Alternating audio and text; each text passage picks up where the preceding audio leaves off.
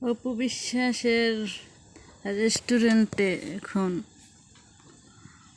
আর কি মানুষ খেতে যাচ্ছে না।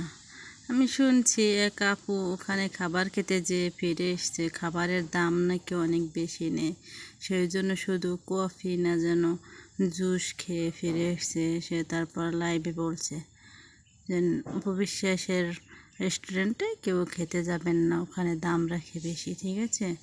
তারপর যে তার পার্লার আছে সেখানেও শুনছি অনেক দাম রাখে, এই জন্য অনেকেই খেতে যায় না, মানে সরি, সাজতে যায় না। আর সাজতে যাইবেই বা কেন?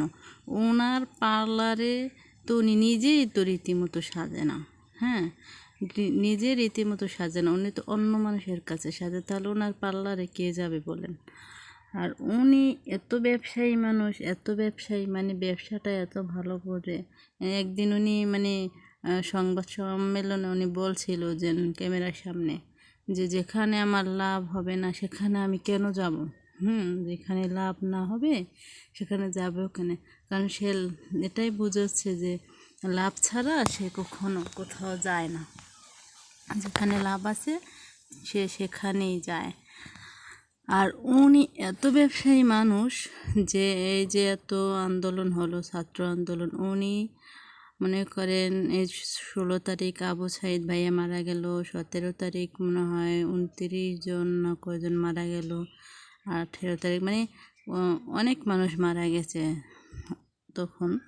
কিন্তু উনি তার খাবারের রিভিউ দিয়ে যাচ্ছে এবং শুভ সকাল বন্ধুরা বা শুভ সন্ধ্যা এসব বলে বলে উনি কিন্তু লাইভ করছে।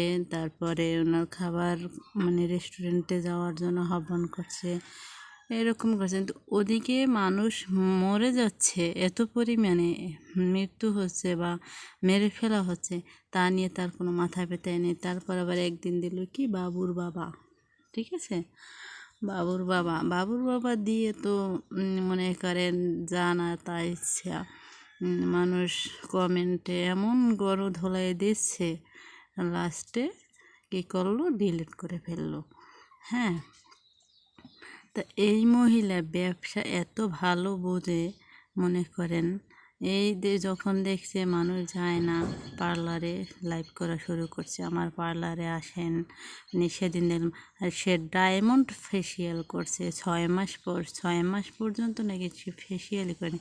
আসলে এইটা বলো যে 6 মাস পর্যন্ত তোমার পার্লারে তুমি ফেসিয়াল করো নি, অন্য পার্লারে ঠিকই করেছ। মেকআপ ছাড়া তো মনে করো জিরো, তোমার আগের চেহারা তুমি একটু দেখো, আগের পিক থাকলে দেখো, আর আর্কাইভে আছে ওই জায়গা থেকে একটু দেখো।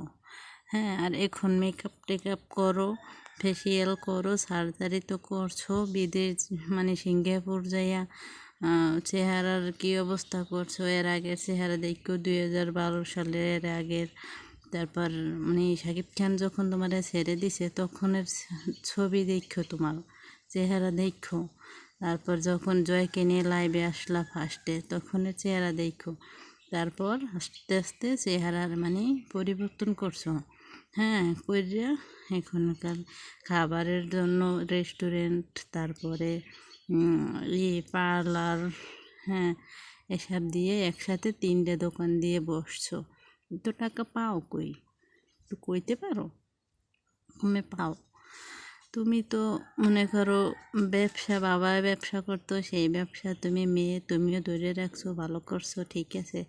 তুমি মানে পার্লারে গেলে আমি 2-1 দিন আগে একটু গ্রুপ লাভ করতে গেছি, 3 বছর পর যদি গেলাম, এই 3 বছর আগে করছিলাম, আমার এক ভাবিকে নিয়ে গেছি, আমার যা।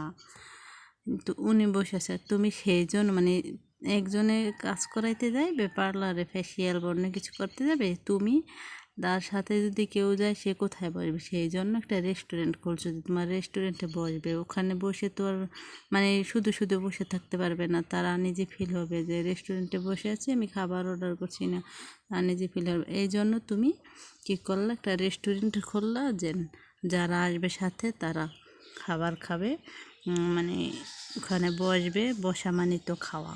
হ্যাঁ, এই জন্য এই ব্যবসাটা খুললাম। এই যে রমজান মাসে তুমি শরবত শরবত এত শরবত রে বারে মা, শরবত খালি শরবত, শরবতের মানে লাইভ করতেই আছো মনে করো। কি বলবো আর, তুমি তো ব্যবসা তো খুব ভালোই বোঝো, ঠিক আছে। তোমার মানে এই যে পার্লার যাই বলো, রেস্টুরেন্ট, এখন তো প্রমোট করাইতে আছো বড় বড় মানুষের না। এই যে গৌতম সাহা, এই ব্যাটারে তোমার ওই কি, আমি তো বললাম না মনু, এই বেটা তোমার সাথে সম্পর্ক কি? সব সময় দেখি গৌতম সাহা তোমার পিছনে আছেই, ঠিক আছে। আবার কি মানে এই যে জাহেদ জাহেদ তোমার অ্যাডমিন, হ্যাঁ, এগুলোর সাথে তো সব সময় লটর পটর করতেই থাকো, ঠিক আছে।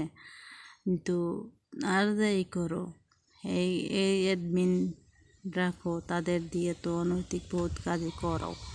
আওয়ামী লীগ ক্ষমতায় আসলে বহুত মানুষের হেল্প নিয়েছো, রাতের রানী হইছো, খাটকা পাইছো, যাই করছো, অনেক কিছু করছো। তারপরে মনে করো যখন আওয়ামী লীগ বিদায় হইলো, তারপর তো তোমার কয়দিন তো আমার দেখাই না। আমি তো মনে মনে ভাবছিলাম লজ্জা পাইছে রে, পর্দাকালে লজ্জায় পর্দা করতেছে।